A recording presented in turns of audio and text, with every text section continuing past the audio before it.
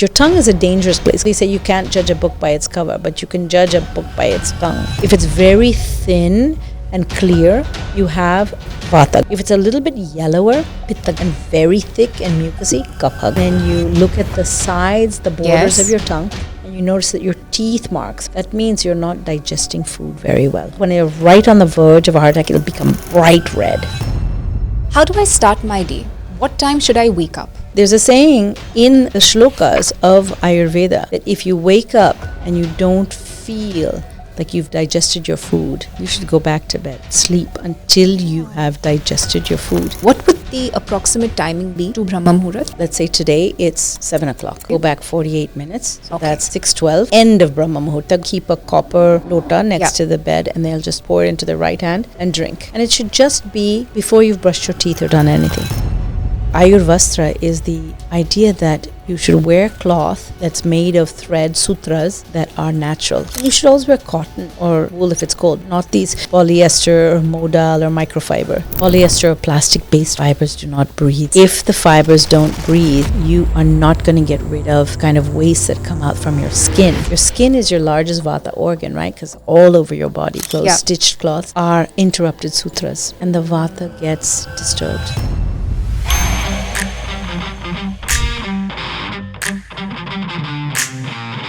Dr. Bhaswati Bhattacharya, a medical doctor and a Harvard alumnus, is renowned for bridging modern medicine with Ayurveda. She holds a PhD in Ayurvedic medicine from Banaras Hindu University and is an international best-selling author of Everyday Ayurveda. In 1993, Dr. Bhaswati became the first Indian and the second woman in history to be selected as the commencement graduate orator at the Harvard University. What is the time to poop? Right after you wake up, during that 48 minutes of Brahma Muhurta. Many people in their 50s, 60s, they don't say hot water, they say coffee, because they think it's the coffee that's making them poop. Coffee is actually astringent, so it's actually keeping you from pooping. Kama Sutra is only one book. If you read the 8, 10, 12 books in the Sanskrit literature around Kama and how to have sex, when to have sex, where to have sex, it's part of Dinacharya. Take some oil. I oftentimes use sesame oil. Just have a little jar by the bedside and just put one finger in. Don't put it in twice. One time, stick it up the nose, go all around, and then snort, because oil will be the best cure for high vata. For pitta, ghee. For kapha, honey. For vata, oil. You know, the medical reports show that dermatitis and respiratory problems are very high in agarbatti workers because they're not making it full of natural stuff. They're making a lot of chemical input so that it will burn.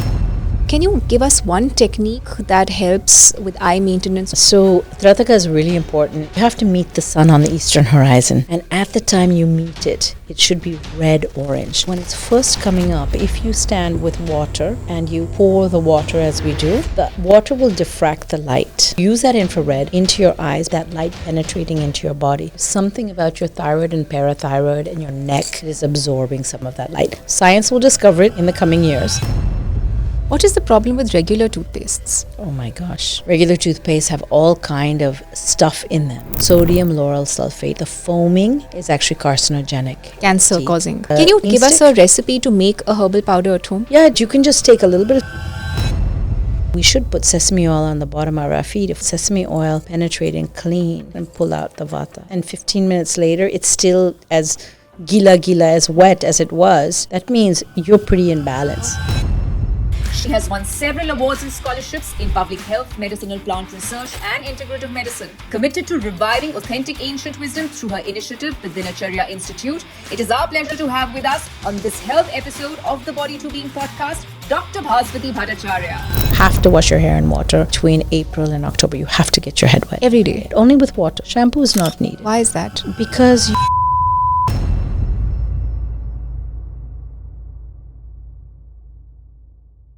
Today's masterclass is on Dinacharya, a traditional scientific lifestyle method proposed by Ayurveda to bring inner balance and harmony within the system. Dr. Bhaswati Bhattacharya is one of the very few doctors in the world who is a modern allopathic doctor from Harvard University and has a doctorate in Ayurvedic medicine from Gurukula and Banaras Hindu University. This podcast is going to be about exploring every aspect of the daily routine from morning till night. In this podcast, however, we will be looking at the first part of the Dinacharya, which is the morning routine. So please watch the video till the end and enjoy.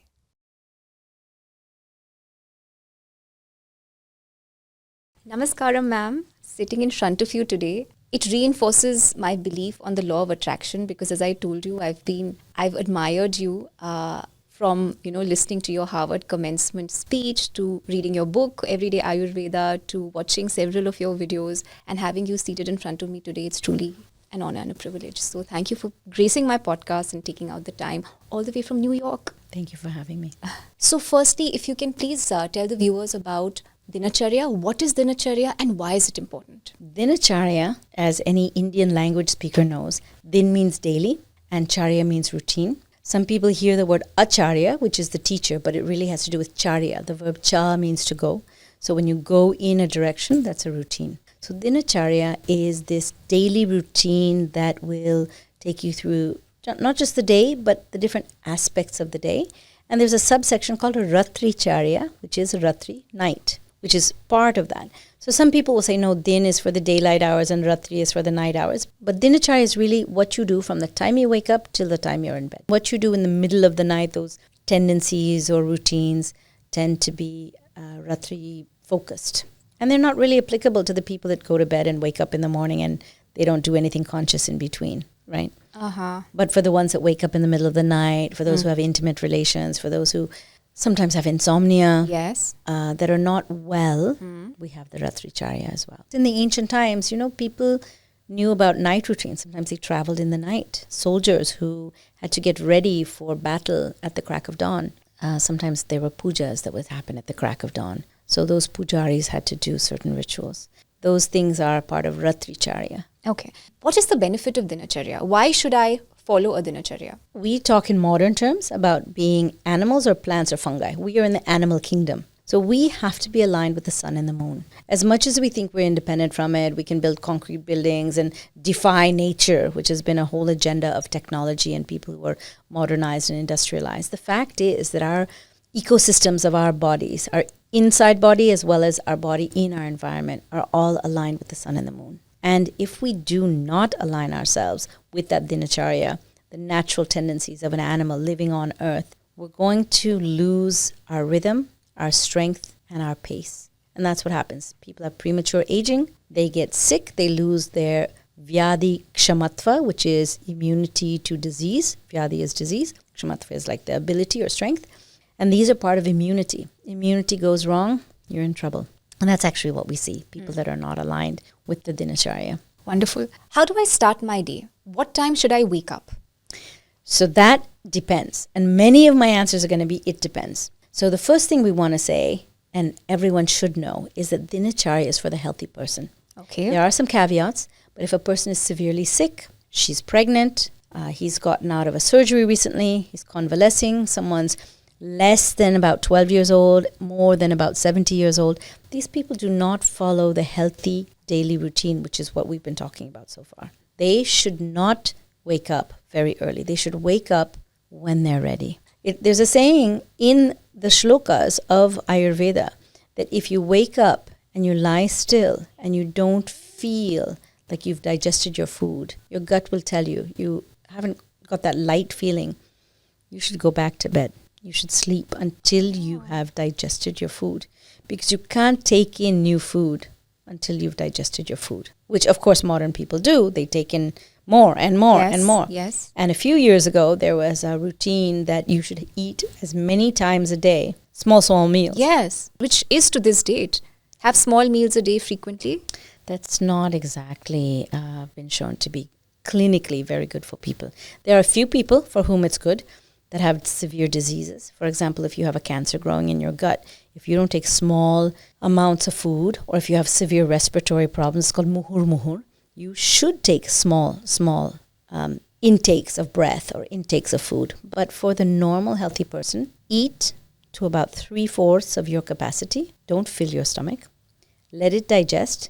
Get hungry again, usually in 4 to 6 hours, and then eat again. Don't snack. Don't eat too much. Don't eat too little. And if you do that 4 to 6 hours, your body should move into a routine where it asks for food. So when the fire is high in the sky, the sun is very sunny between, let's say, 11 and 3, you should have your main meal during that time.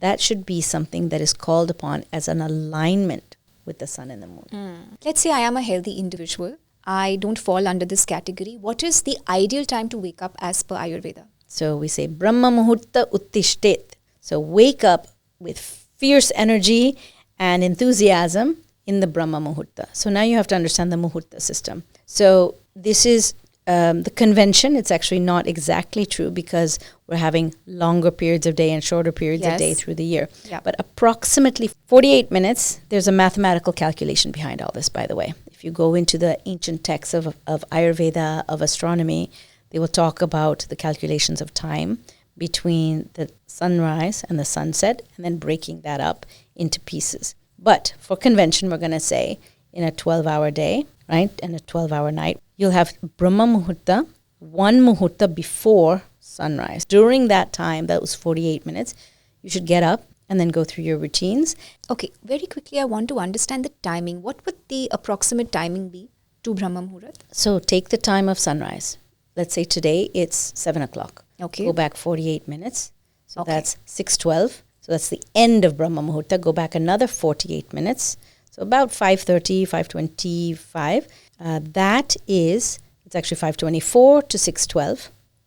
And then 6:12 to 7 o'clock is that after Brahma Muhurta where you're moving toward the sun. Sandhya Kala? Is that what is known as Sandhya Sandhya Kala? Kala, yes. Okay. It's that just prior to the sunrise. Now, let's say the sun didn't rise at 7. It's summer, so it rises at 5. So now what do you do? Now you're getting up not at 5 or 5:20 or whatever. You're getting up 48 minutes at least before that. So that's 4:12. Why Brahma Muhurta? It's a time when the Vata is very clean and light. If you notice, even if you pulled an all-nighter like during your exam time, in that time just before dawn, it's cool and crisp and very light. So that's a really great time to align yourself with your subtle energy layers. Okay. And that's why they say that's the time to wake up. Okay. It's a great time to align with the earth's rhythms, and your own internal, you can say rhythms, but your energies. Okay. So timing I understand can vary from season to season when it comes to Brahma Muhurat. Also country to country. So let's say Brahma Muhurat timing in India is going to be very different vis-a-vis, let's say, a Brahma Muhurat timing in the United States. Well, India has many different timings. I was in Dehradun last week, and it's much farther north, so it actually gets darker much sooner. So India is a funny thing because people say, well, in India it's this way. I say, well, how much of India have you seen? Because if you're in Arunachal, it's very different than Gujarat. Where you live in Bhuj, you've got a lot of heat, and you've got those factors of humidity, water in the ground as well as in the air. You've got your vegetation, your trees, and they all affect the Vata Pitta Kapha of your environment.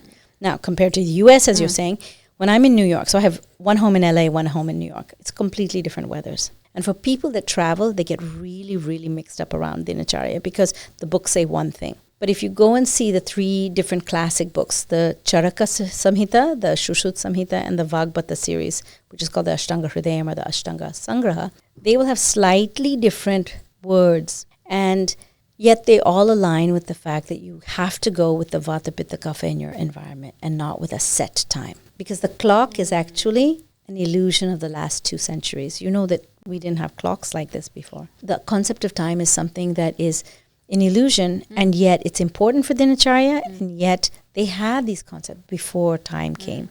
So when you try to say this is when Brahma Muhurta, I said this is a convention. Okay. We use it today. It's not precise.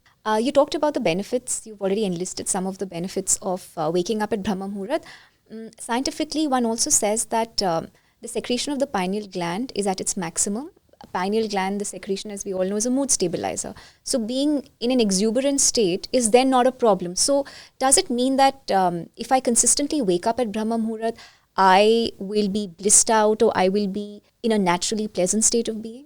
The pineal gland secretions don't start actually at Brahma Muhurta. They start at night, 2.5 hours after sunset. The melatonin starts secreting. Now that is for an animal that is living in the nature, the natural way of being, what we had, let's say, 100 years ago. So I know this from my clinical experience. I've had patients who have insomnia go home and do what I call an electricity fast. So I instruct them to have one evening a week, pick the night, where they will watch the sunset and not turn on any lights, not open the refrigerator door, not watch the computer, the television, open the phone, no lights coming into their eyes. If they cannot avoid that, I have them put on an eye mask, but there's still light that's absorbed through cells in the neck, cells on top of the head where the fontanelle is, and along the head and neck. So we don't just see light only through our eyes, and that's been found, as you know. So I tell them to do this electricity fast where no light will come in except the moonlight, if there is moonlight, and see how they feel. Be more aware. Do the exercise of being in their body, somaticizing. And when they do that, they say, oh, I don't have anything to do. What am I going to do all evening? And they come back 3 weeks, 4 weeks later, and they say, the first thing I notice is that my kids love it because they get to cuddle up. They sit with me. We tell stories. And then they go to bed. They fall asleep sooner. And actually, I notice that I'm tired sooner. I never go to bed at 9 o'clock, and I find myself falling asleep. They mention that their intimate relationship with their spouse is better. They mention that their kids actually improve. Their behavior improves over time. They come back 3 weeks later, and they're happier. And I say, great, so now how do you feel about waking up? Doctor, I woke up without an alarm. I've never done this. In years, I haven't woken up. I can't remember when I last woke up without an alarm. It's really about intimacy. You don't actually have to involve your sexual organs to have sex. People can sit across the room and have electricity between them. You've seen it, Yes. between two, and you can just sense that there's like this attraction. That attraction and the more polarity between the attraction, like a rubber band getting stretched to a point where it's going to break, but it hasn't broken yet. That is the polarity you want between two people. And that sexuality, when it comes together, creates the best baby. Oh. That's the science of Pumsanava, good child, or what we call eugenics, or Vajikarana, which is the science of sex, or like the Kama Shastra. That's what should be happening. So to find a partner like that is impossible when you have an arranged marriage with someone you can't even, like you have to get drunk in order to just even have sex. But there was a reason the Kundali Milans were done, right? Because you can check the yoni of the partner. In traditional Shastras, they used to do that. I think that was the reason why they did. There are so many women who have those Kundalis met. Yeah. And you know what? Their yoni doesn't fit the lingam. And they have trauma. They don't know how to talk about it. But if you look in India, the Kama Shastra, the guy comes home, it's his partner. He's allowed to, quote unquote, by society, and he's attracted, and she also is attracted.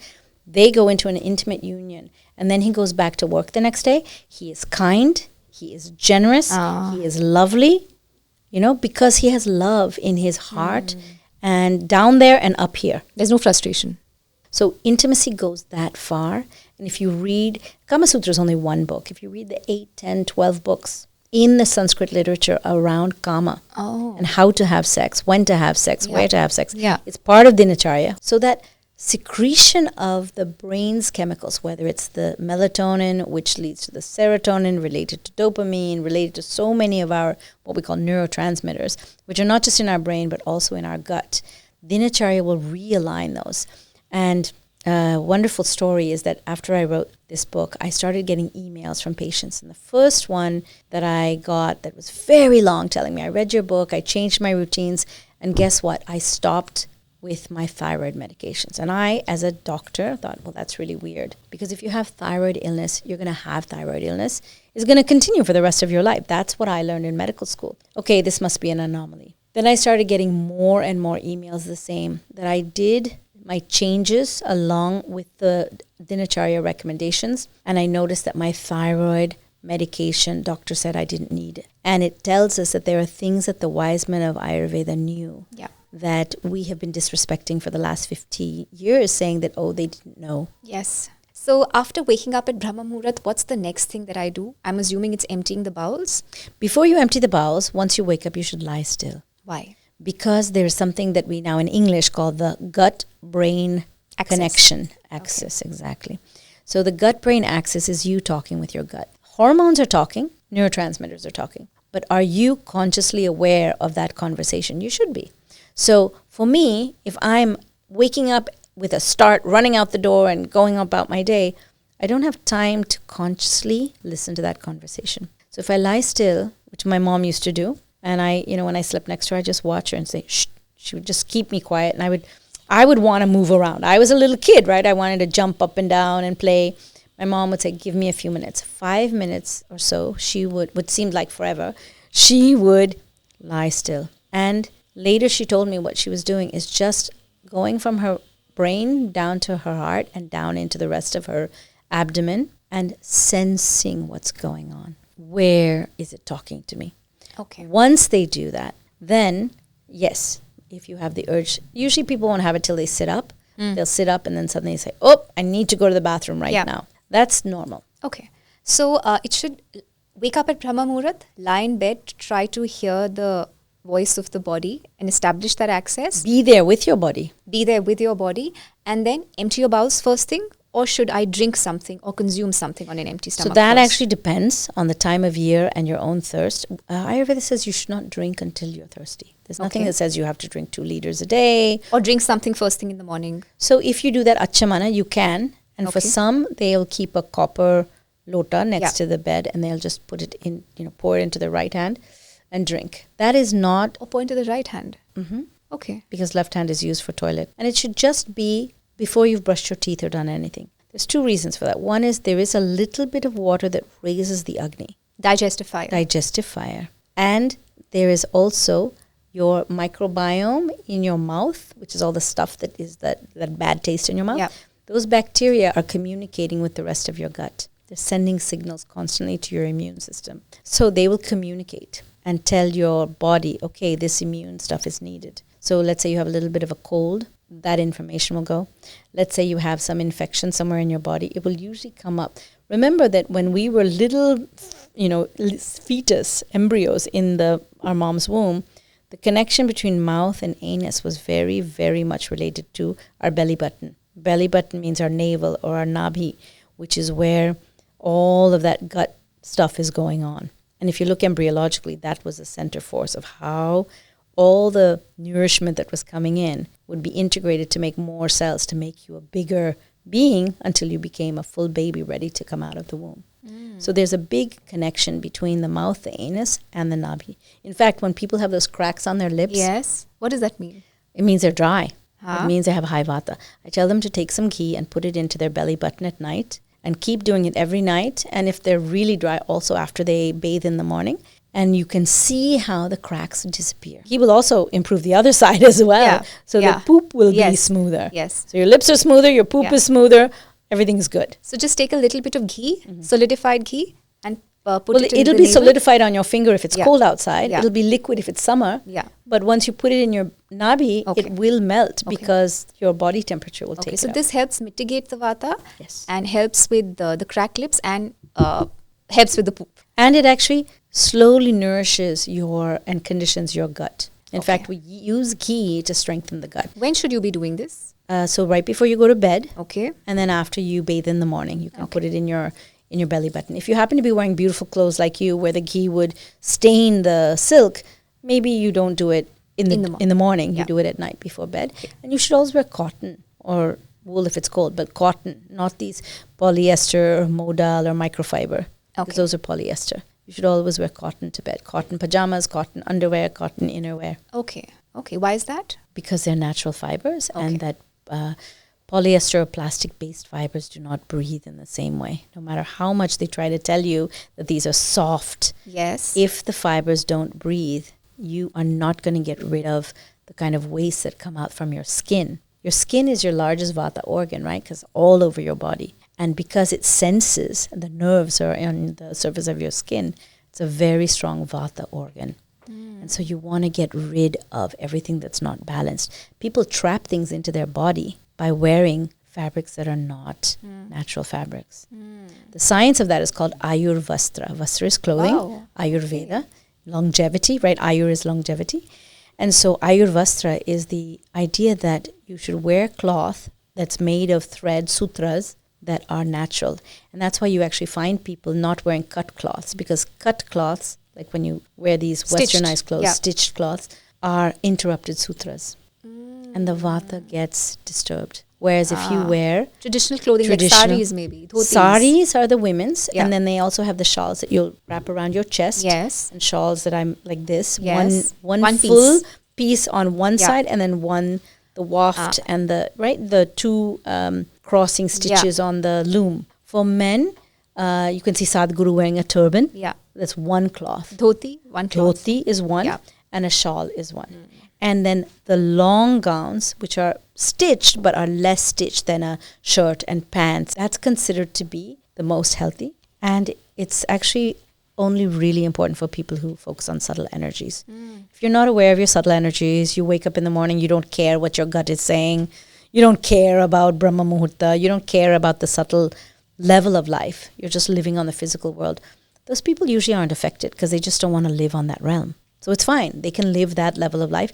So this is a very interesting intake on Vastra. Wear natural clothing. Yes. Cotton, maybe silk, maybe wool, but Those nothing. three, and linen is another. Okay. And bamboo. Jute. And actually, I think jute clothing is jute, and also, well, jute is very uncomfortable. It's very hard. Yeah. Hemp is actually the cloth that we used to use. In fact, the heaviest and most durable fabric made from the hemp fiber, which we call Vijaya or cannabis, that hemp was used to make the sails on our boats. You know, Indians had the oldest shipping knowledge.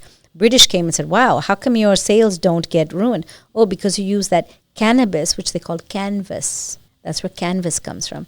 And so our bags of canvas, our bags that held our shoes, but also our carrying, our bulk items, all of that was technology that we used from the hemp fibers. All right. So I've had my water. Yes. How much water can I have in the morning? So it depends on your thirst. Okay. You should never force yourself to drink water because your kidney is going to be filtering that water and say, why are you overflooding me? If you're thirsty and you don't drink, that's also a problem. So it should be according to what your needs are. Should I mix something in my water? So you should never mix water. There's some beautiful shlokas on water, but it says flowing water is the best. So the word for flowing is Ganga. So Ganga Ambu does not mean the water of the Ganges River. It means flowing water. The best flowing water is rainfall because as the water evaporates and falls, that's natural water.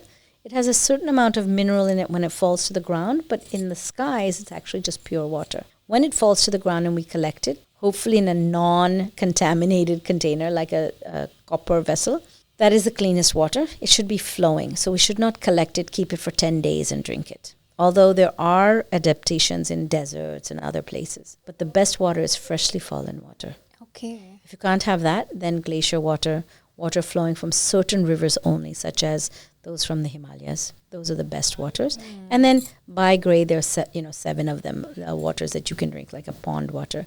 There are ways to purify water by putting tulsi or other plants that tend to clean out the water. There are adaptations in India, such as the copper vessel we mentioned.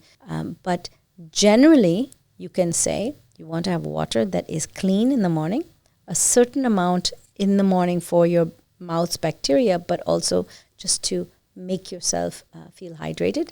A lot of people will have hot water because it will stimulate what we know as the gastrocolic reflex, right? So gastro means stomach, colic means colon. It'll rush down everything and say, okay, time to get it out. So in the morning after that water, you really want to empty out your bowels. So people say, well, what's wrong with pooping at another time of day? If you have a desk to do your work, you want to clean off what's there before you put the next series of things down on your desk to work, right?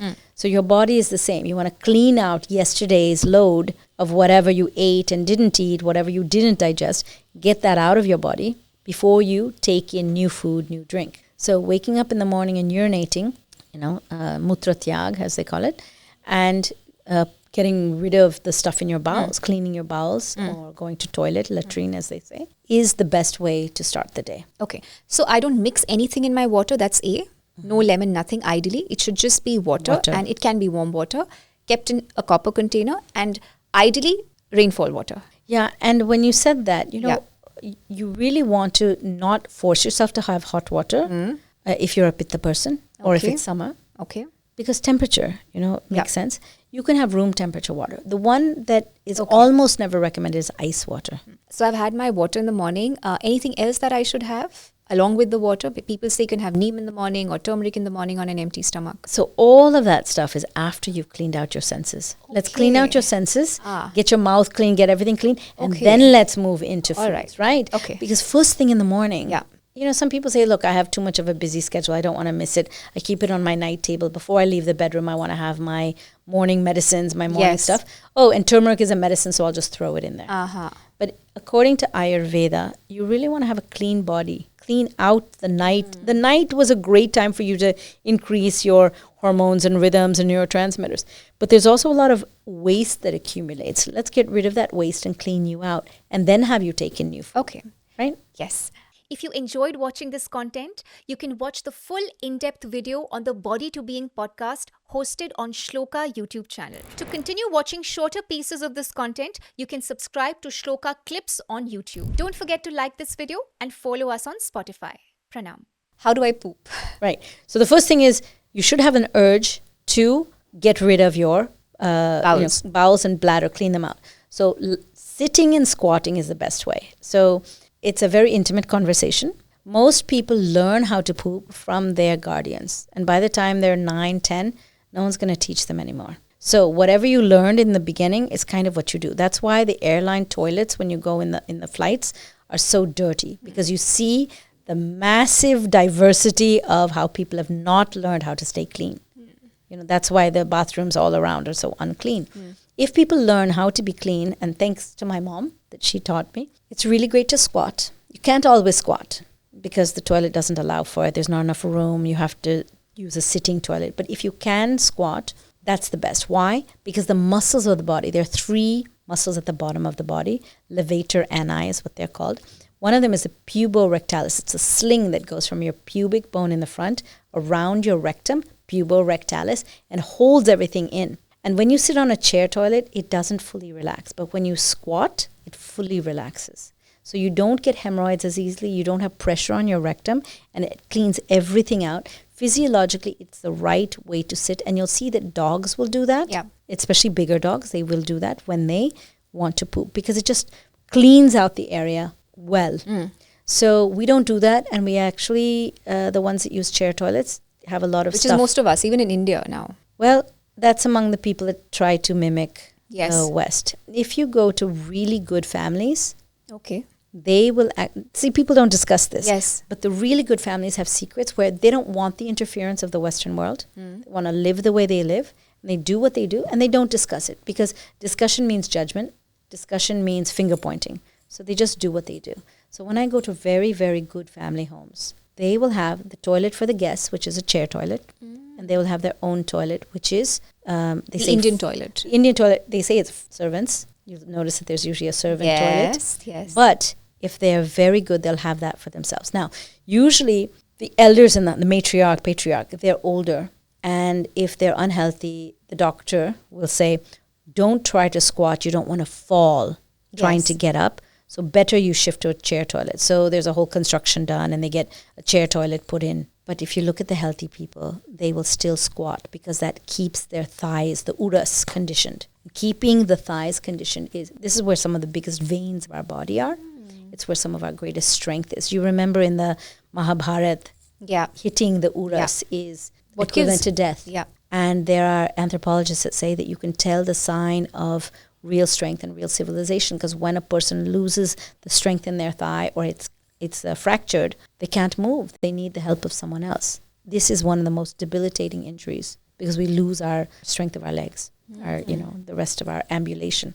So keeping that healthy is really important. There's an exercise where if you put one leg on top of the other and you try to stand up, just using the strength of that one leg and no arms, that will show whether or not you're strong enough to keep walking. People that can't do it will lose the mobility of their legs in the next decade or two.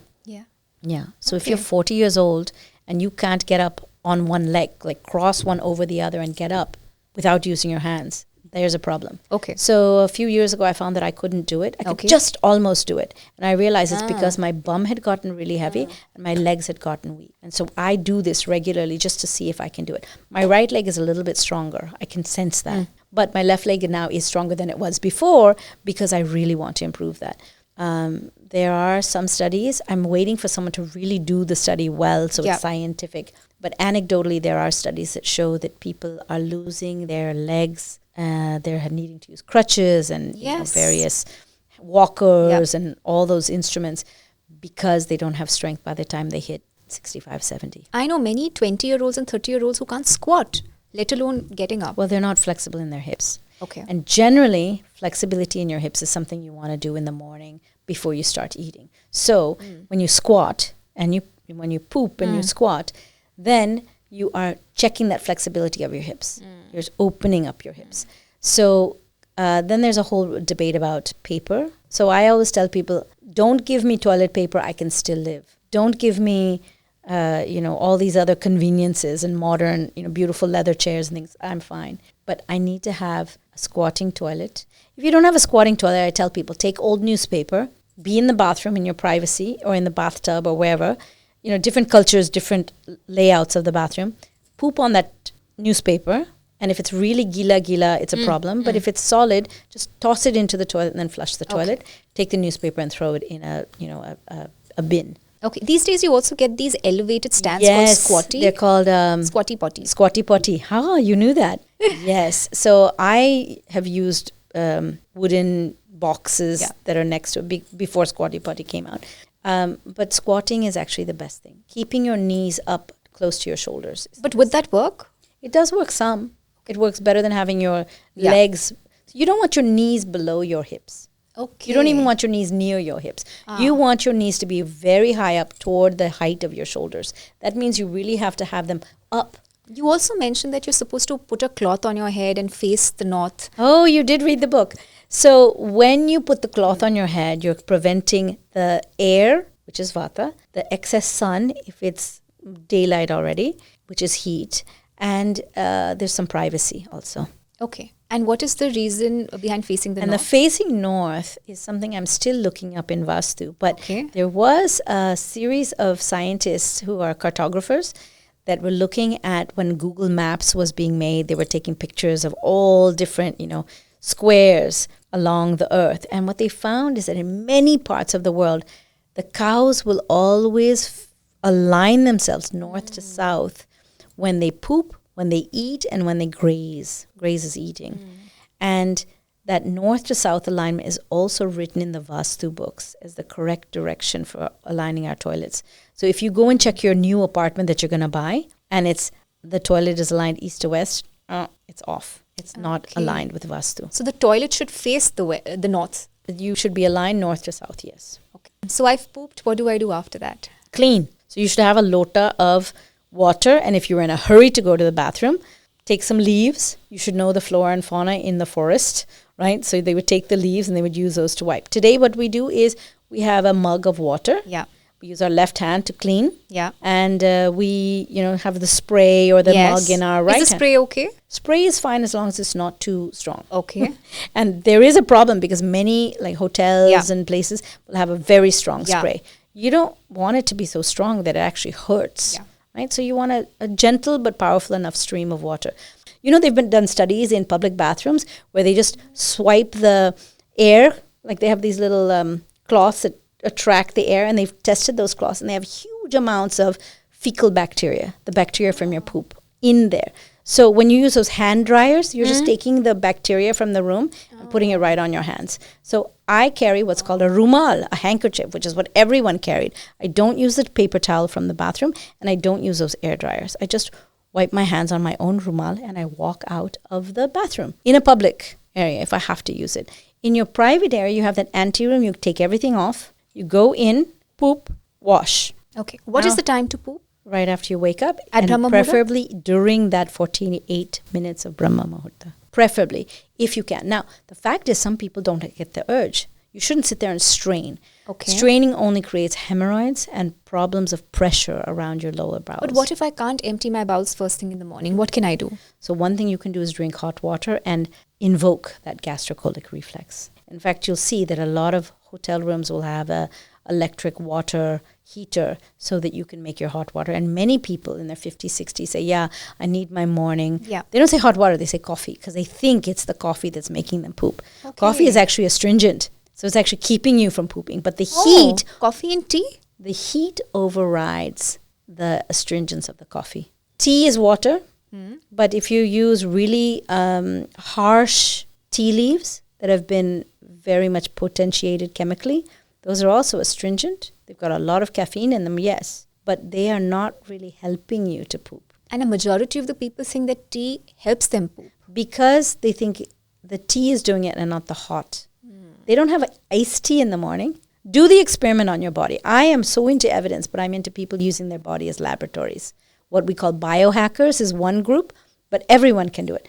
Try iced tea in the morning, try hot tea in the morning. Which one helps you poop? Hot tea. Hot tea. Why? The iced tea will, the word shita actually means that which cools, but that which contracts. Cooling is an act of contraction on a chemical basis. So you don't want to contract. You want to open and let go. So the heat actually does that. Ushnatva. It helps. So ushna actually means that which makes the container or the cell sweat.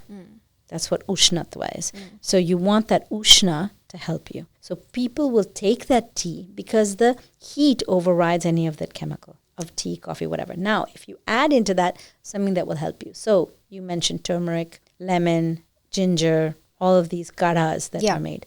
If you boil that water just a little bit, reduce the water, and that herbal medicine is there, that's actually a great thing to have in the morning. And if you go to the south, the chai, not the North Indian chai, but the South Indian chai, it's got cinnamon, clove, cardamom, all lovely things, some ginger, and sometimes one or two other spices or herbs depending on that area. Without milk? They'll do it with milk usually because the prema, the cow, has just given milk, so they'll have that. But if it's in Brahma Muhurta, she's not up yet, so they'll just have hot water with that boil. And that's called kada. Okay. And so in the COVID times, people were taking guduchi, which is the giloy, some people say, and turmeric, because both of these have that anti-inflammatory, immune promoting. They'd boil that. Those properties are now in that boiled kada or kashaya, as it's called, and they would drink that in the morning. That's your early morning fix. Can you give us the recipe for this, please? Yeah. It depends on what you have. Ultimately, what you want to do is go out to your forest outside or your patio and pick some guduchi leaves. Okay. Guduchi is also called amrita because that plant does not die very easily. It comes back again and again. It's like a vine. So that guduchi, few leaves of that, you just pound on them. You don't have to put them in a blender. Just pound on them, boil them with some turmeric. You can use powdered turmeric or you can use raw turmeric rhizome, which looks like root. And that's great, just that simple. If you can add some pipali, which is long pepper, which is very penetrating into the body, great. If you don't have pipali, you don't live on the Malabar coast, you have round pepper, which is called maricha. You can add some of that, just again pounding it. It's the pinch of it, right? A pinch of it, but freshly pounded so that the oil gets in. You can also add ginger, which I mentioned before, because ginger increases the gut's fire. And when you increase, it's called Jatharagni, the digestive fire will help you to digest whatever wasn't digested before, that's maybe lying around on the lining of your stomach or your intestines. And it will help increase the fire so that when you do eat your breakfast or your morning meal, you will get a great digestion. Okay. So after you poop, Yeah. you have to wash your hands. Okay. So in the forest, in the olden days, they would find leaves, wipe their hands on the leaves, and then they'd either have a lota of water from the nearby stream or from the wherever they had gotten water from, and they would clean their hands. Sometimes, in the deserts, water's not available. They wash it with sand, like in Rajasthan places. Or mud, is that okay? Mud is okay. So you're going to wash your hands. It's important that you wash your hands. There's a sign on many sinks in restaurants that say employees must wash hands before going back to work. And I always wonder, if you didn't have that sign there, would they forget? Like without that sign, if they forget, that means it's not their usual habit. What does that mean? That means that kind of hygiene is not automatic for them. I wash my hands many, many times a day. This is just the way my mom brought us up. We wash our hands, I would say 10, 12 times a day. You wake up in the morning, you wash your hands. Why? Because your hands might have touched your nose, your face, things that are dirty. Before you clean out your body, you're going to want to wash your hands. So your hands are already clean and you don't put dirt from your hands as you're cleaning your poop, for example. But after pooping, you should wash your hands. And then you should touch that part of your face that's above your collarbones, which are where your senses are. So your 5 senses, your hands are, of course, not above it, but technically the nerves are coming up from around the collarbone. So they say this is one sense. Your eyes, vision, your nose, smell, your mouth and tongue, taste, and your ears. So you should wash these. You're not going to wash inside your ears, but you should wash, around your ears. Cold water on the eyes. Why? Because it depends if you're a pitta person like I am. You want to cool down the eyes. People that watch a lot of television screens, computer screens, it's heat coming out from those. So wash your eyes. A lot of exposure to light, wash your eyes. Drivers that have a lot of air coming through, but also watching the road, so there's a lot of use of the eyes, wash your eyes with cold water. Cold water. And that's a really great thing to Open do. eyes, right? Open eyes. When we talk about the eyes, one is of course splashing cold water in the eyes, but you've spoken about various other things like looking at the sun without being blinded. There's something called Trataka. So can you give us one technique that helps with eye maintenance or reduce the eye power, just a general rejuvenation tip? Yeah, so Trataka is really important if it's done well. So you have to meet the sun on the eastern horizon. And at the time you meet it, it should be red-orange, just because of the angle of the sun with the Earth's horizon. So as long as it's very red and orange, astronomers will tell you not to, but it's actually not unsafe to look at it. As soon as it's above where you wear your bindi, your Agnya chakra, you have to go like this. If you stay like this and you see that the sun is above this point, don't look at the sun anymore, because it will burn your eyes. They are right, It will burn your retina. So you shouldn't be doing it at the yellow sun.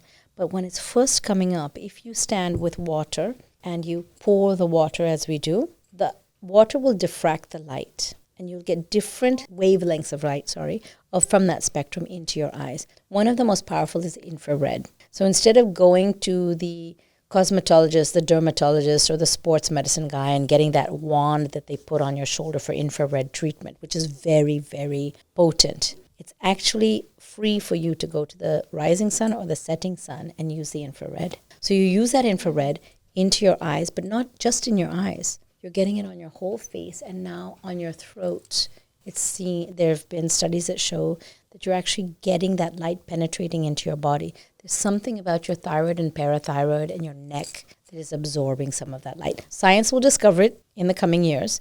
But until then, we have the pre-scientific wisdom of our ancestors, continuously practiced for thousands of years, where we don't have to say, oh, it's unproven, because our ancestors were doing it and it's just handed to us. In the West, they don't have that. They killed the people that lived on the land. In America, they killed the Native Americans, and now they've lost all the wisdom of all the plants and flora, fauna. We haven't lost it in India. Same thing with the Europeans. They were so busy killing each other, they never kept that native wisdom continuously practiced, right? So since we have that, we can say, yeah, I know that my parents, my grandparents would give water to the sun. Surya ko jal dena. Exactly. Now I understand what the reason is. And when it diffracts and it comes into me, those different wavelengths, especially the red, is coming in. The infrared, which is that heat, is very healing. It goes several cells down past the surface of your body and does deep healing. Science shows us that we do that with those wands that are programmed to infrared on the hurting shoulder, the hurting hip. And cosmetically, it'll take away those lines because it's healing the cells several layers deep. That's natural anti-aging technique. Absolutely. Okay. Yes, that's exactly what it is. So that's Trataka. Yeah. And should you use water in a river? Flowing water is what you want, because it's the flowing water that will To give to the sun, to offer to the sun? Is when that you're what you offering to the sun, Yeah. Okay. you're actually Mimicking moving water. Okay. Right? So if you're sitting in a pond, you don't have moving water. Then that's why you use you pour water into your hands, if you can, from the river, great, or from the pond. But if you don't have that, you use a lota and you pour the water and you look between you and the sun, that water is flowing. Right? You've seen that. Like, these are modifications that the wise men who understand the logic will do. After washing the eyes, I put a little water, inhale it through the nose and let it out. And I watch to see how clear my nasal passages already are, and if a lot of stuff comes out. I always watch the sink to see what comes out. In the winter, when it's very dry, I have a lot of patients who come to me and say, I have a bleeding nose. I don't know what it's about. Your home is dry. Your nose is dry. You're breathing for 6-8 hours, sleeping dry.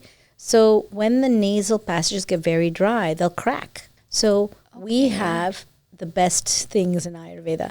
Anutailam, which is an oil, which is prescriptive, but ghee. If you can't stand the smell of ghee, take some oil. I oftentimes use sesame oil. Just have a little jar by the bedside and just put one finger in. Never double dip. Don't put it in twice. Okay. One time, stick it up the nose, go all around, and then snort. I do it before bed because then I lie down and none of it drips back out. Okay.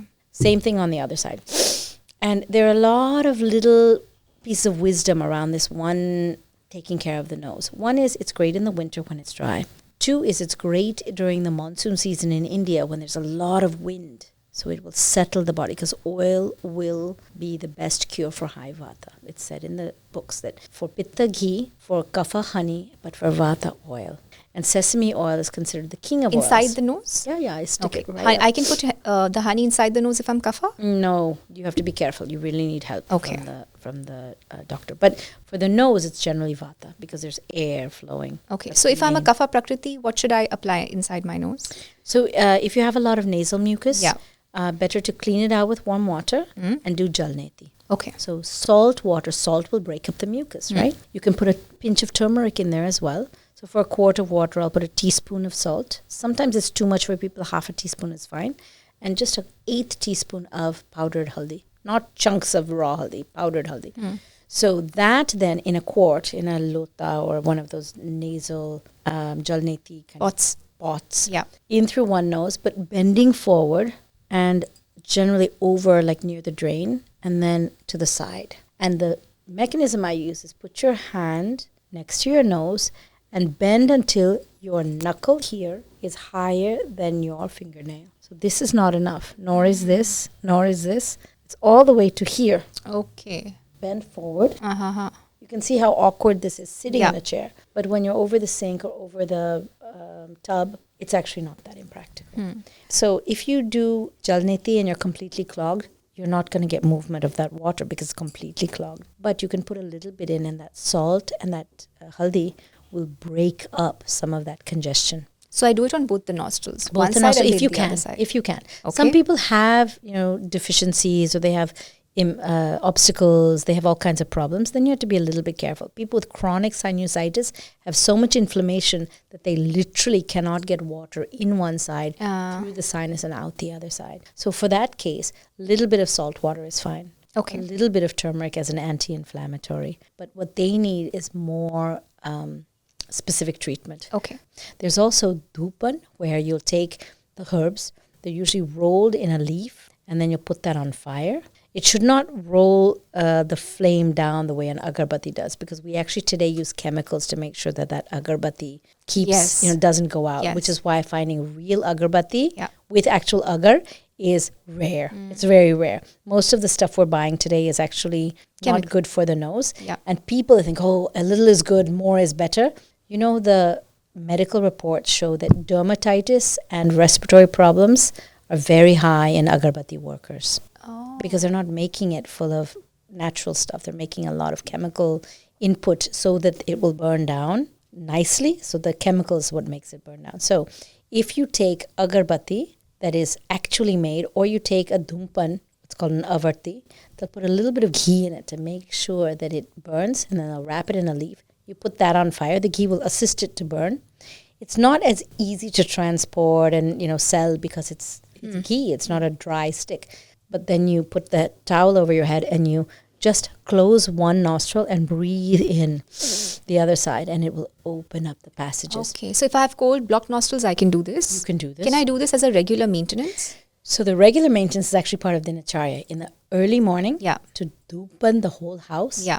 with things that will clear the air. Sambrani? Yes, you can if it's properly made. Or else skin of the garlic and the onion Okay. you were going to throw away. Coconut rinds, and in the south they'll use that. It depends on your part of the earth or the climate that you're in. And if you do that at sunrise and sunset, Okay. it cleans the house. There are little particles that come, the ashes, but in COVID times they said that it would take the COVID particles down so that it wasn't in the air. I want to come back to the nose. Yes. We spoke about either putting oil, which is sesame, or putting ghee. You said just a little bit of it, Yes, right? exactly. A little bit of ghee inside. inside. Like we're demonstrating on the outside, Yeah. but don't think you're supposed Sure. to put it outside. The inside. Go inside, Okay. and then don't double dip. Use your Okay. other finger. Go inside and really move it around. Lie down. We do it right before bed Yeah. because you can lie down and snort it upwards. If it's ghee and it's snorted upwards, Okay. it's very reparative. And I give it to older people because that oleation of the upper part of the nasal passage is said to pass up through this thin plate that's at the top of the nose. It goes into the brain. Okay. And I've seen people say, my memory is better since I started using the ghee. Is it Okay. placebo? Maybe it is. But I don't mind placebo. Placebo is just the activation of the body's inner pharmacy. Let's come to oral hygiene now. We've done the eyes, we've done the nose. Yeah. So the reason we do it in this order is because the gravity is already taking stuff down. So if you clean out your nose first and then your eyes stuff on the back of your orbit will fall down into the canal there, right? So sometimes when you put eye drops, especially like the doctor gives you a chemical eye drop, you can taste it in the back of your nose and your mouth. So you know that it's everything coming downward. So clean out your eyes first, then clean out your nose. And then you have this cavity, your mouth, which is actually connected to your nose from behind, right? So it's called retronasal. And there's some taste buds back there too that you want to clean out. So you put the water in your nose, maybe some of it goes back, comes into your mouth. Now you have to clean out the mouth. Some people will oil pull first. Some people will scrape their tongue first. No, what you really want to do is get this stuff off your teeth, brush. And we say brush, but there's so much to say. Like we can talk an hour about the cosmetic and the medicinal parts of the mouth. Best to use natural fibers. Horse fibers, plant fibers, neem twigs. Neem because twigs, it's easy to get in twigs. These are the best. These days you're finding more bamboo, like fine fibers, hemp fibers. Those are best, right? But what do most people have? Plastic, nylon fibers. And you take it, and you shouldn't be using it again and again and again and again. Or you should boil the toothbrush in hot water and clean it. Most people don't do that. They throw it out and get a new one. Okay, so neem twig, you take a twig, you split it a long way, down half, give half to a friend, half yourself, take the end of it, splay it with biting down, and then take that flat surface and move it along the edges between your teeth and your gums, which is called your gingiva, and clean both sides. You'll have a bitter taste in your mouth. Some people say, no, I want that sweet taste. Well, in different times of the year, you can use some sweet taste. How? You take that neem toothbrush and you dip it into some powder of ground cinnamon. Okay. Cinnamon is warming. That's great for vata. So you use that and clean and then rinse out with water. Done. Some people say, no, I need that mint flavor. Okay, you can take some pudina, crush it, dried pudina leaves and crush it. It tends to be cooling. That's good for the summer. So you can use that. What is the problem with regular toothpastes? Oh my gosh. Regular toothpastes have all kind of stuff in them that are chemical based. For example, sodium lauryl sulfate has been found in Europe. Studies that show that the foaming is actually carcinogenic. It's bad for cancer teeth. Causing. Yeah. There are saccharin, which is a sugar that it's more harmful when you swallow it. It's sweet when it's just in your mouth, but it's not really a natural sugar. So how much is sugar good for your mouth? Some of the other ingredients are binders, fillers, and preservatives, which means that they have antibiotic in them. Preservatives mean it preserves the thing, the food or the item, from bacteria eating it up or from time creating chemical changes. So the stuff that's about bacteria eating it up is antibiotic. We don't call it that, but that's a class of preservatives. So all the preservatives have antibiotics? Not all preservatives are antibiotics, but some of them are. Some of them are just fillers, or they are preservatives that prevent chemical changes. In general, the paste itself, while it's more convenient, is not as good for you because it's got those foaming agents, those binding agents, those liquefying agents. Can you give us a recipe to make a herbal powder at home? Yeah, it depends on the season. Yeah. But you can just take a little bit of cinnamon, take a little, and you have to crush it yourself. So take the stick and crush it yourself. If you buy it ground, all the oil's already been evaporated. Okay. It's usually oxidized. It's not as strong. Okay. So you take some of that stick, you grind the cinnamon.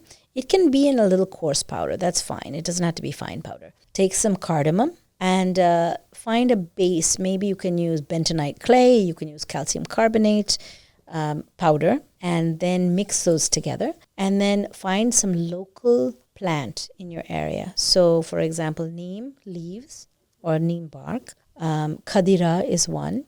That's a very simple recipe right there. Okay. If you want to add a little bit of turmeric, you can. I find that instead of adding yellow turmeric, sometimes I use shatti, which is a form of turmeric, but it's a different curcuma. That tends to be nice. And sometimes I'll add just a little bit of ginger powder, which is called shunti, together. Mix it, keep it in a small container, enough for about 10 days, and then put a little bit of that on your palm.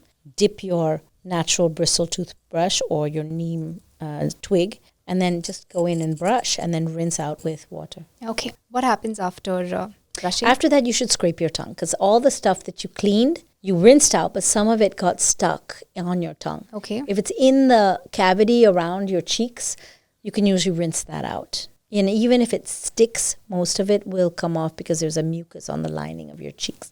But your tongue is a dangerous place because if all that goop that you just cleaned off your teeth falls on your tongue, it'll obliterate the senses of your taste. Okay. So you should scrape that off. How? So there is a U-shaped tongue scraper that we can buy that actually dentists in America have been told to forbid because people can scrape their tongue and make it bleed. Some people think a little scraping is good. Heavy scraping is better. The tongue starts bleeding.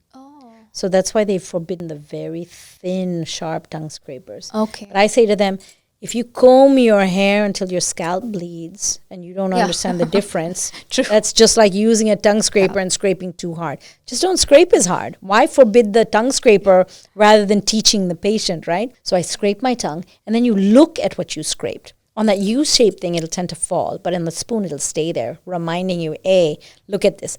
If it's very thin and clear, you have Vata going on. Vata is high. If you have almost nothing, which sometimes happens for me, okay, you're clean. There's no residue on your tongue.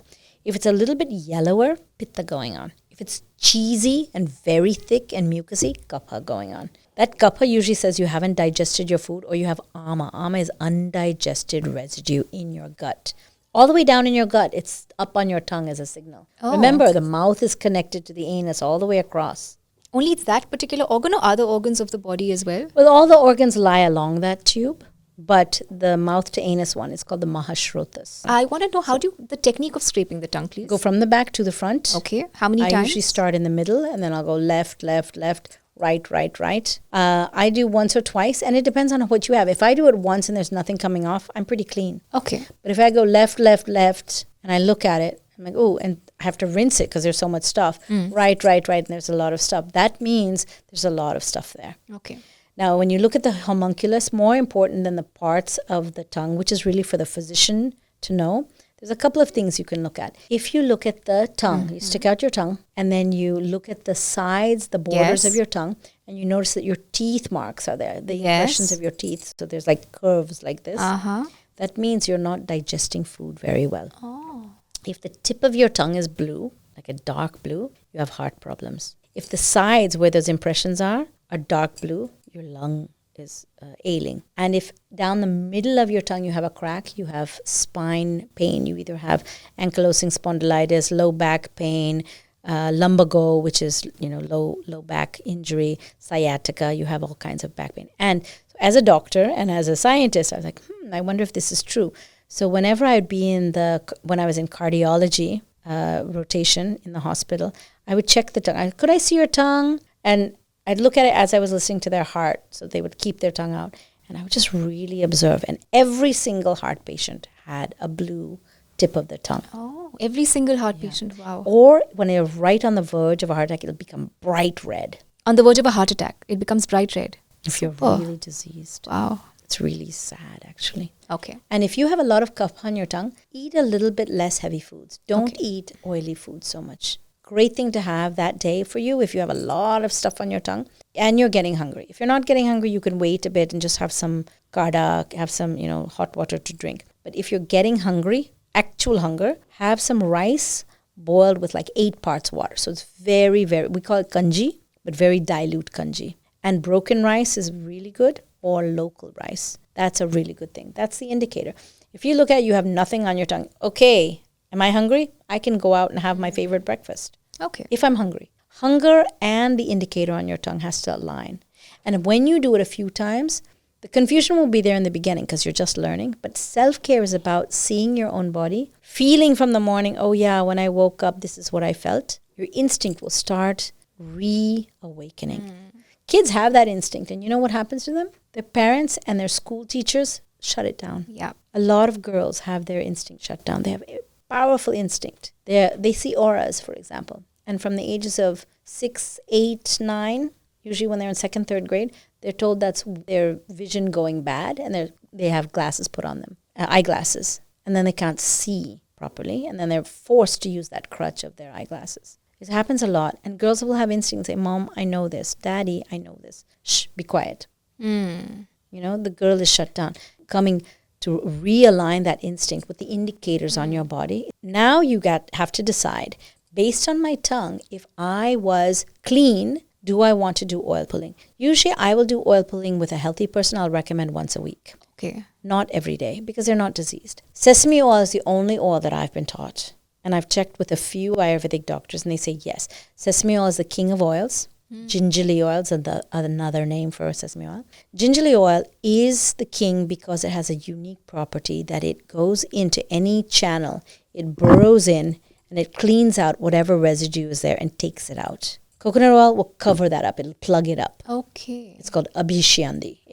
It blocks the channel. So you don't really want that in a mouth where you've got so many muscles, small muscles for all the fine movements and all the nerves that are coming in from the facial nerve, the maxillary mandibular nerves, the cranial nerves, right? You don't want that area around the nerve to be clogged.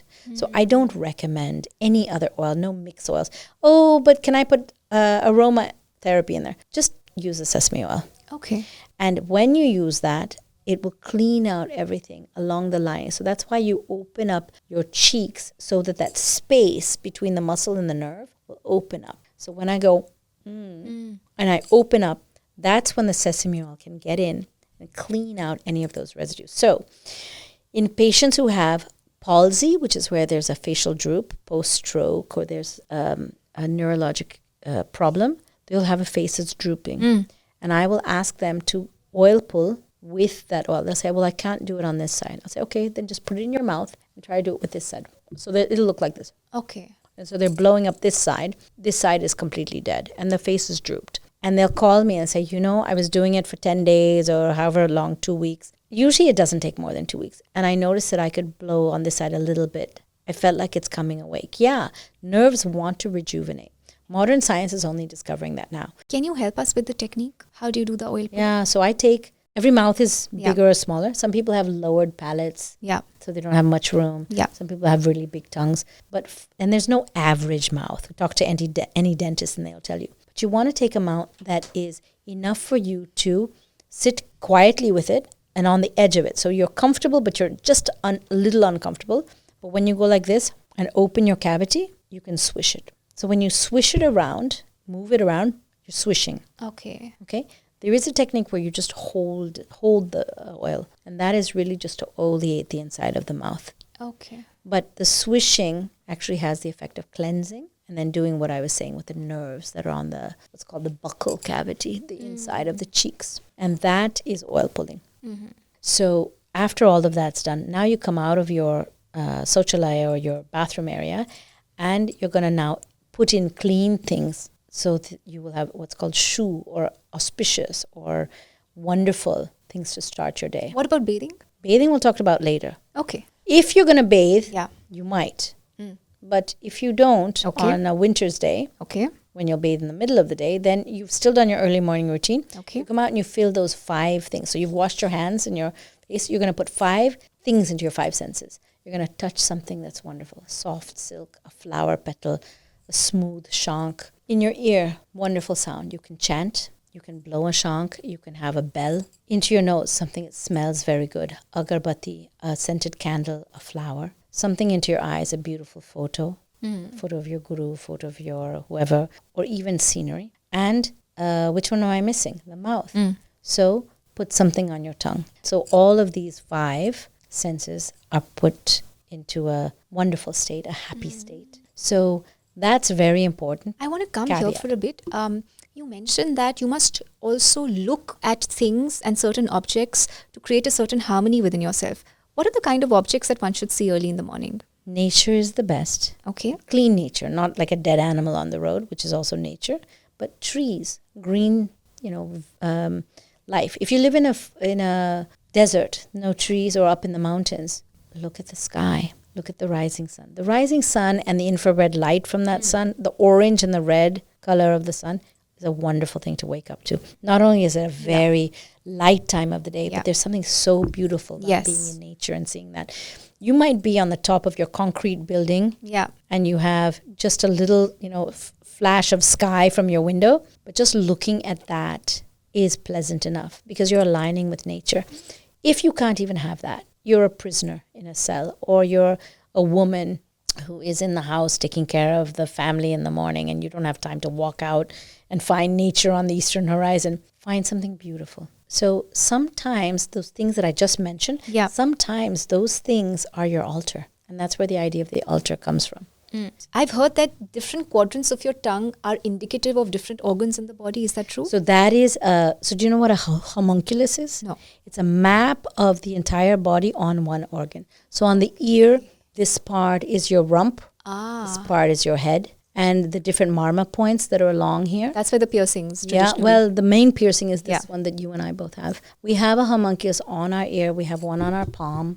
We have one on our tongue. We have one on the bottom of our feet. So on the bottom of the foot, they'll do reflexology. Yes. So that's that. When we get down to the feet at the end of the day, we should put sesame oil on the bottom of our feet if we see there are any cracks or dryness, because that sesame oil will penetrate and clean and pull out the vata. It's a really great way to get people to get tired for sleep, get ready for sleep. Rub some sesame oil. And then keep your feet elevated and watch how long it takes. If you put the sesame oil on and 15 minutes later, it's still as gila, as wet as it was, that means you're pretty in balance. Okay. But for most of us, because we've been running around all day, Yeah. we put that sesame oil under our feet, and within 5 or 10 minutes, it's completely absorbed. Can you do that with coconut oil? So coconut oil is more exfoliating and covering, but not cleansing. And one of the things of coconut oil is if you grew up in Kerala, you're like 50% coconut anyway, because it's everywhere around you. That's okay. Then you can do all kinds of stuff. You can fry with it. You can eat with it. You have coconut chutney every day. You can put it in your mouth, whatever. But why should you see your reflection? So that will happen once you're cleaned up. Okay. Yeah, it's not necessarily right after you do your early morning. All right. So let's go to the summer. You Yeah. wake up, you're sweating. Yeah. You're not lying in the AC, but you're sweating. Then right after you clean your senses, you should go and clean the rest of your body. So there are 2 steps. One is check your nails, your hands, your hair. Comb your hair once before you shower to waken the scalp, or at least give yourself a scalp massage. Put some oil on your body. Sometimes they're not going right away to shower. They need to take the cows out to graze. It's a hot day. Put the amalaki oil and take the cows out. You get some exercise. Put some oil on your body so you move your muscles. Come back and shower. That is the reality not only in the summer. It's the reality for people who have a very heavy schedule. Okay. Mothers sometimes can't do it because they have to get everyone else ready. Or fathers who are like the primary parent cannot do it. They have to wait. Or sometimes fathers have other duties, right? They have to go whatever, bring the things from market or go take the kids to school first, and then they come home and shower. So it's not like you're always doing your early morning routine with the shower. In the winter, you want the water to be warm. So they would put it out in the sun. It's freezing cold in the morning. So they would shower around 11, 12, just before their first meal. So the time of showering varies. Why do you say that showering before a meal is very important? Because apparently it increases the digestive fire? Yes. So when you take water on your naked body, you're going to shut down those skin pores. They're not going to be wide open for the water. They're going to shut down a little bit. So when they shut down and the heat of the body is not leaving the body, especially if you use cold water, it'll shut down quickly. The heat is not leaving the extremities of the body with every heartbeat because you've shut down your skin pores. And so the heat accumulates in the center of the body, the core of the body, and your fire goes up and it makes you hungry. First thing the fire does is it eats anything that's in the stomach. And then the residue is gone. And then the stomach says, hey, I'm empty. I want food. So you finish your shower, and within 20 minutes of that, you should notice, oh, my fire is up. I wasn't hungry before. Now I'm hungry. Okay, it's been 20 minutes. Maybe that's why. No, it's because you actually have that Agni go up. Again, the laboratory test. Try taking a shower and then eating 5 days in a row. And then try eating and then taking a shower. You will feel sick if you actually shower after you eat. So people say, oh, I have to finish my breakfast because I'm staying at a hotel and the breakfast timings are only until 9 o'clock. Okay, I'll go have my tea and then I'll meet and all. They come back at 9:30 in the morning with a full belly of big breakfast and they try to take a shower and they feel sick. Yeah. And they say, well, this is good because now I'm not hungry at all until 2 or 3 in the afternoon. But it's bad for your digestive fire. Okay. What is the technique of taking a shower? Oh, so generally you should oil your body. Before So what people are doing today is they say, I don't want the oil to leave, so I'll oil afterwards. Yeah. It's called bath oil. Yeah. So you stand in the bathtub and you put the oil on you.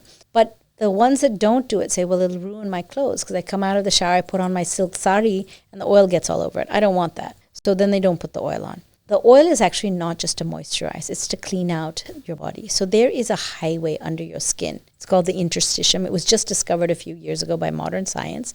This whole highway is moving things all across the body. We know that we can take medicines across the skin because we have transdermal birth control, pain control, smokers' nicotine. There's a heart medicine that we take through these patches on our body. They're called transdermal medicinal patches. So we know that medicine can come through the skin. But if you put oil on your body, it also, because most Ayurvedic oils do have medicines, herbal medicines in them, they transport through the skin. So Mahanarayan oil will repair nerves. They'll repair muscles. So we should apply this before taking a bath? Before taking the Mahanarayan oil? Yeah. Okay. If you're well and you're just feeling a little exhausted, Dhanvantaram oil.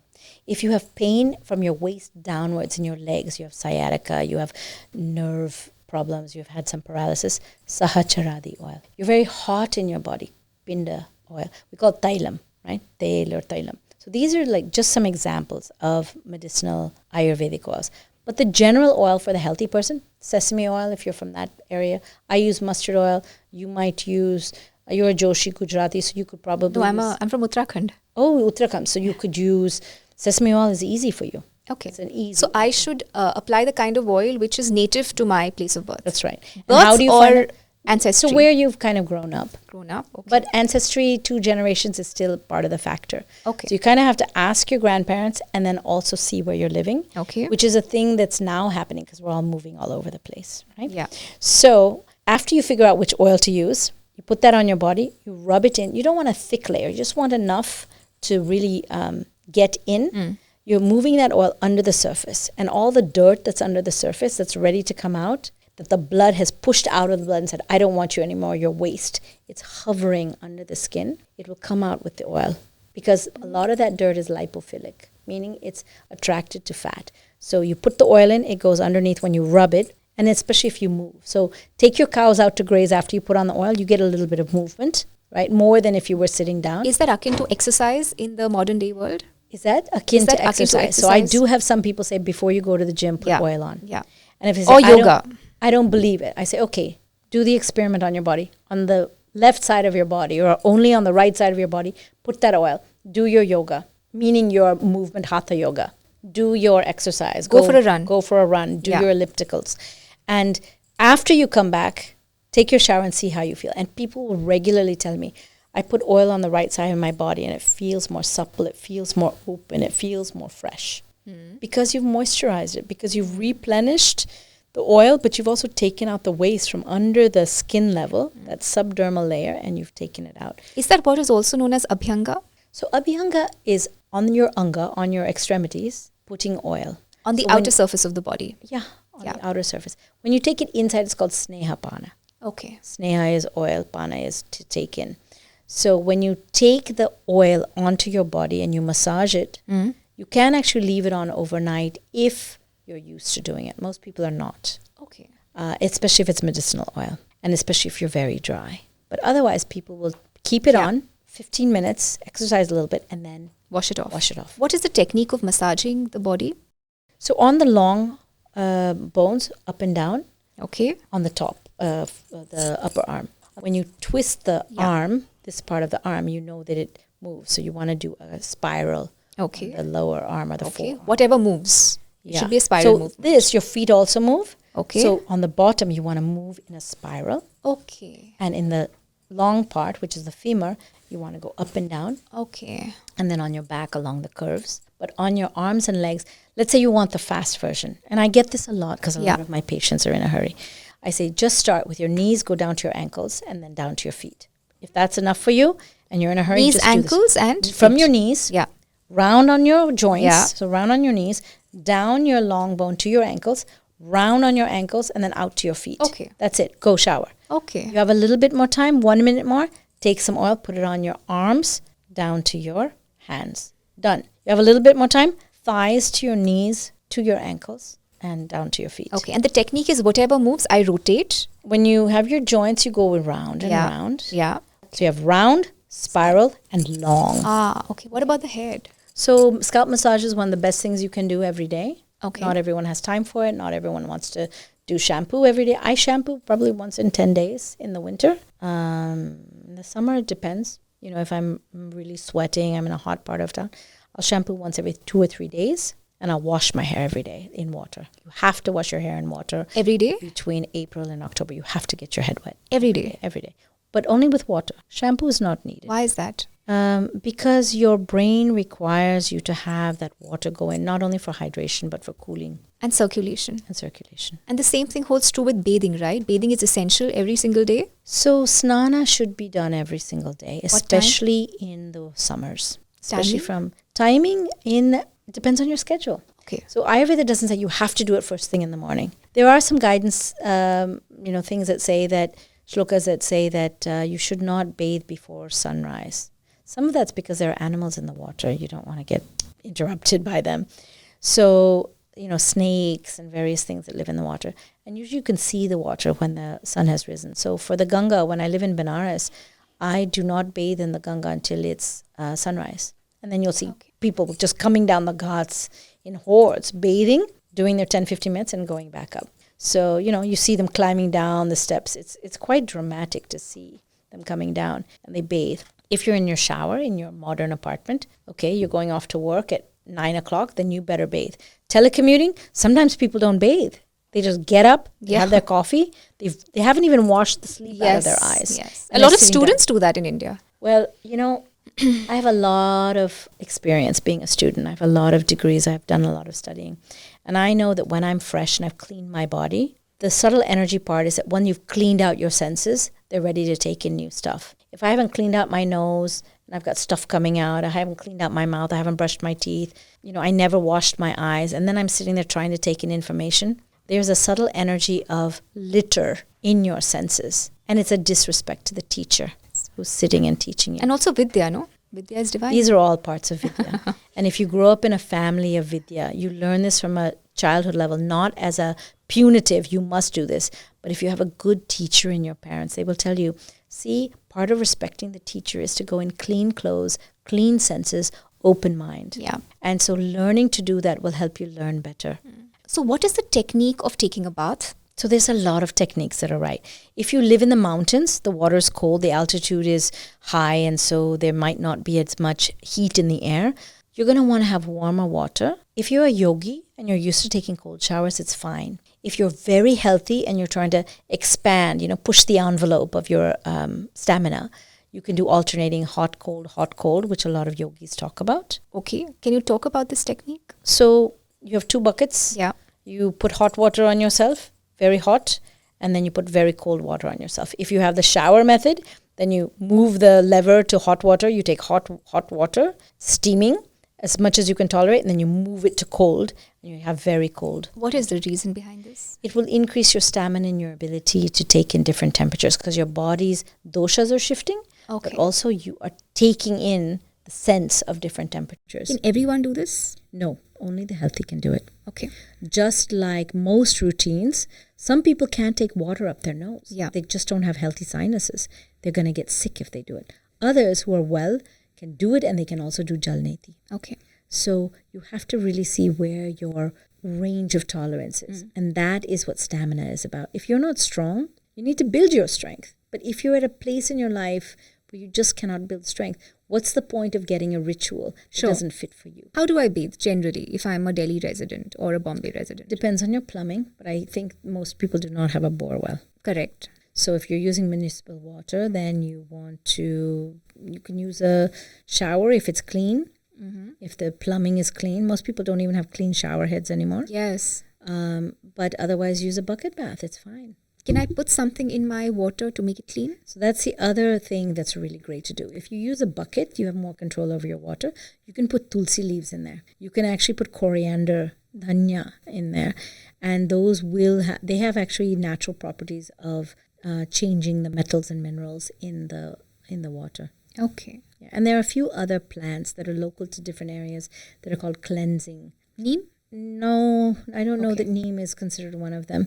But you can use boiled herbs and add some of that into your water. Such as? But it won't be a clean water bath then. Then it's more of a medicinal bath. Okay. such as like the neem bark, which will give you a medicinal effect if you have a skin problem, right? So a lot of people will bathe with that. If you're weak and you want to get stronger, you take the washed water from rice, which is called tandulodaka, and you take that water and you pour it repeatedly over yourself. So you'll sit in a small bucket. You have to get a big enough one for your size.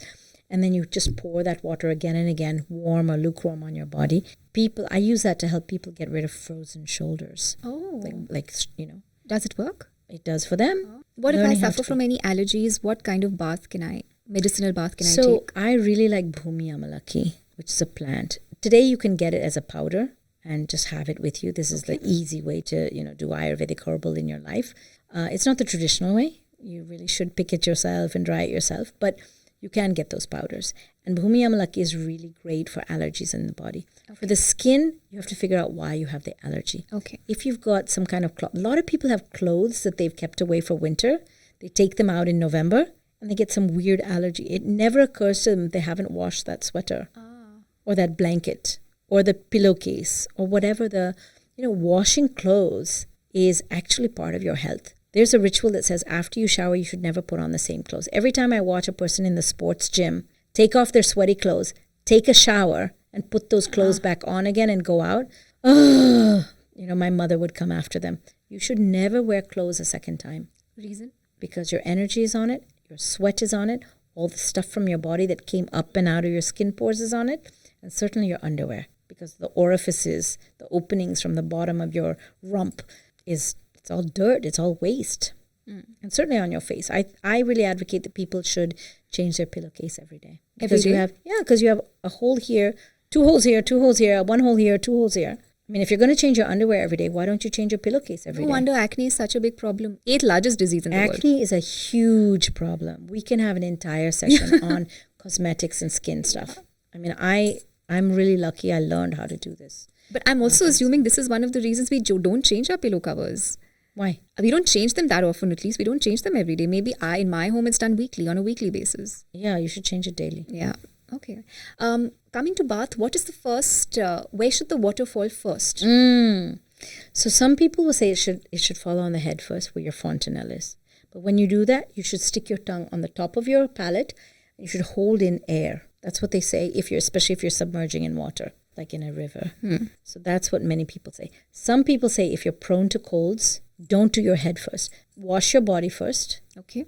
And then once your body is washed, which takes a lot of time to get all over the surfaces, then wash your head. And many people say don't put hot water on your head. Yes. So wash your body with a bucket water here and then cold water on your head. Don't shampoo every day. That's actually safe for people who tend to have poor immunity. Okay. Don't submerge your head so much, the water. Okay. Because you can't stand the kapha. It's too much for you. Okay. So I think we finished bathing. Okay. These days, the chemical industry when it comes to body washes is booming. I think close to 99% of the people are using some kind of cleansers or body washes, and those chemicals aren't good. What is one Ayurvedic herbal remedy that you can suggest? I'm the 1%. Okay.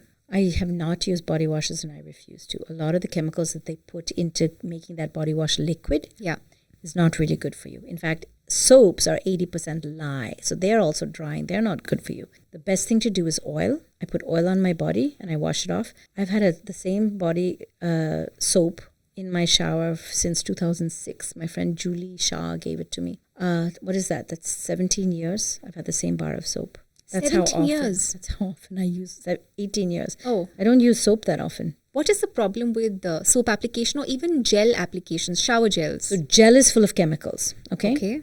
Body wash is full of chemicals to keep it liquid. Most of that stuff is not naturally part of the body's skin maintenance. Body washes are perfumed, they've got chemical perfumes. Perfumes are supposed to be natural oils from plants that smell good. The saffron, the rose, the sandalwood, the different, marigold, the different smells, right?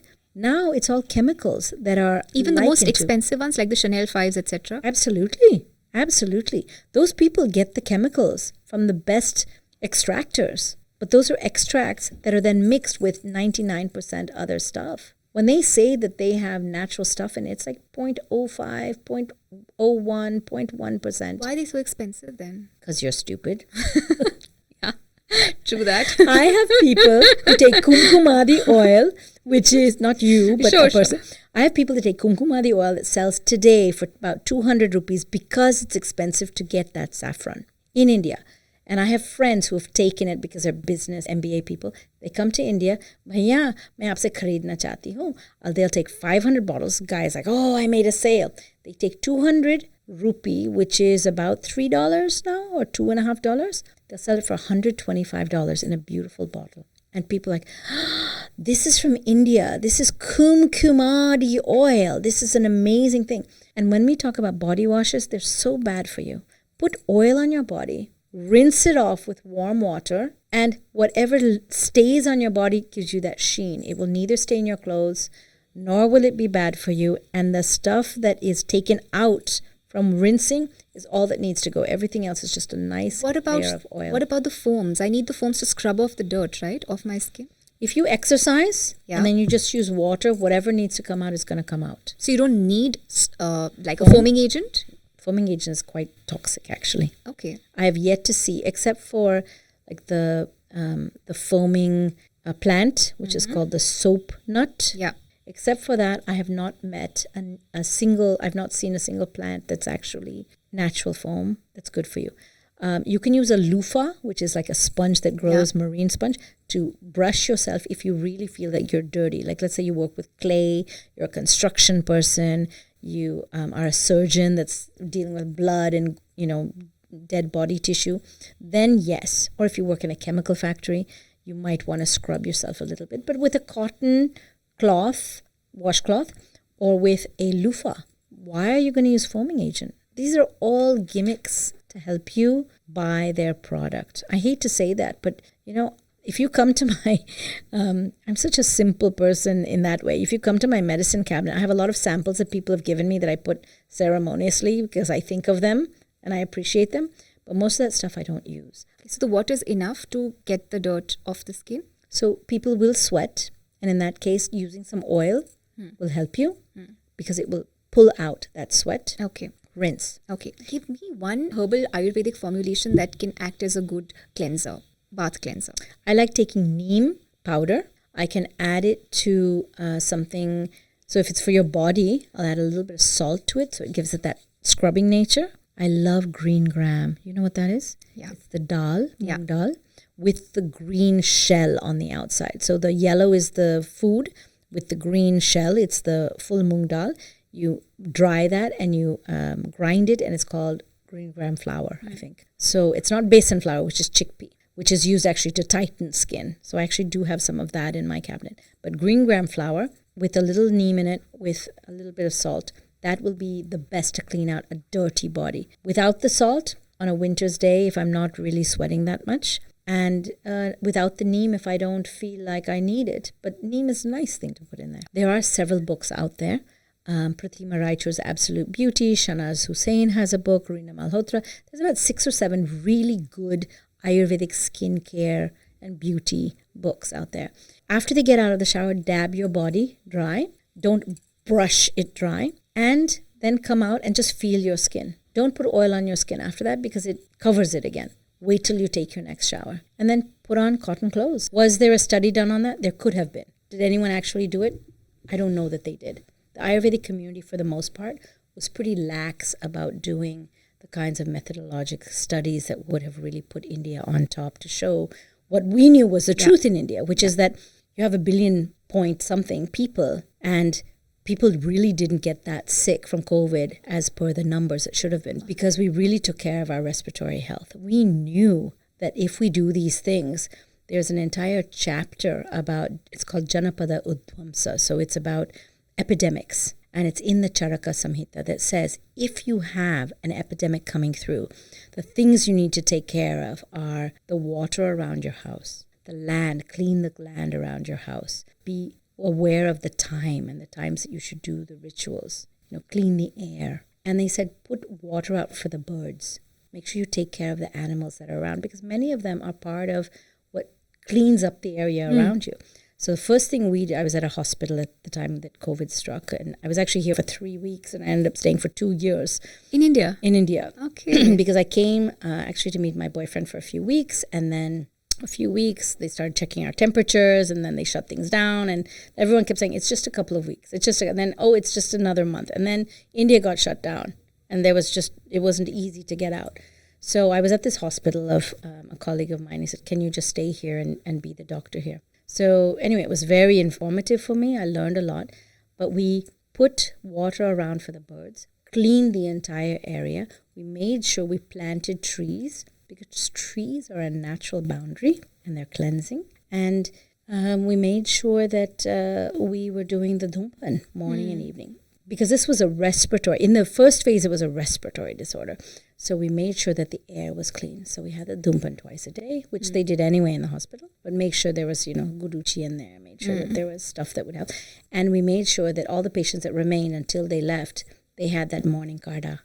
We boiled. Guduchi is very bitter, by the way, which you probably know. So is neem. So we would have this in the morning. So the bitterness also helps reduce the pitta, that inflammation in the body. Thank you so much, Dr. Bhaswati Bhattacharya. You're a wealth of information. We seldom come across guests, who have so much to say, and it didn't feel like, so many hours have passed. We finished the first part of Dinacharya, which is the most important, the morning routine, as per the Shastras. And I think the irony with the world, and more so with India, is that whatever gets sold by the West is science, but whatever gets sold by the East is always superstition. And I think it's the need of the hour that we change that, and I'm so glad that you're a pioneer for this change. So thank you so much. I can't wait for more episodes. There's so much more. I mean, you talked about Ratri Charya, you talked about sex and Ayurveda, you talked about the nutrition part in Dinacharya, what should I do while I'm sleeping, preparing to go to sleep. I think there are so many questions that the viewers would like to know. So can't wait you to come back from New York for another session. Really, I can't thank you enough. It's been such a pleasure and such a privilege. Thank you for having me, and we'll do it again. Yes. Namaste. Namaste. If you enjoyed watching this content, you can watch the full in-depth video on the Body to Being podcast hosted on Shlloka YouTube channel. To continue watching shorter pieces of this content, you can subscribe to Shlloka Clips on YouTube. Don't forget to like this video and follow us on Spotify. Pranam. In case you'd like to be a part of our online and in-person yoga, diet and spiritual programs, you can join our WhatsApp group below, where we post all our upcoming programs and give free tips on health, diet and lifestyle.